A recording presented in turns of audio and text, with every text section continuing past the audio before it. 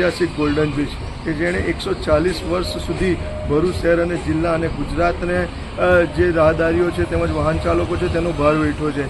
જ્યારે આજે આ ગોલ્ડન બ્રિજની દશા તમે જુઓ તો દુર્દશા થઈ બેઠી છે। આજુબાજુ જુઓ તો તમે એકદમ જ ભંગારનો જથ્થો પડેલો છે, દૂરના ઢગલા છે। ગોલ્ડન બ્રિજની ખરેખર આ દુર્દશા કહી શકાય। ગોલ્ડન બ્રિજ એક ઐતિહાસિક ધરોહર છે, એને ખરેખર વર્લ્ડ હેરિટેજની અંદર મૂકવો જોઈએ। 140 વર્ષ સુધી આ ગોલ્ડન બ્રિજે ભરૂચ શહેર અને જિલ્લા અને ગુજરાતને જોડતા તમામ લોકોનો ભાર વેઠો છે। જ્યારે આજે એને આપણે માન આપવાનો સમય આવ્યો છે ત્યારે આપણે આ ગોલ્ડન બ્રિજને ભૂલી ગયા હોય તેમ લાગી રહ્યું છે। ખરેખર એક ઐતિહાસિક ધરોહર છે। ગોલ્ડન બ્રિજની તમે કલા બનાવેલી જે એની સિસ્ટમ છે તે તમે જુઓ તો કોઈ પણ જગ્યાએ એકય વેલ્ડિંગ નથી, રિબીટ પર ઊભું કરેલો આ ગોલ્ડન બ્રિજ છે। ખરેખર જોવા આવવાવાળા લોકો પણ આમ એકવાર મંત્રમુગ્ધ થઈ શકે કે આ કેવી રીતે ઊભો કરવામાં આવેલો છે।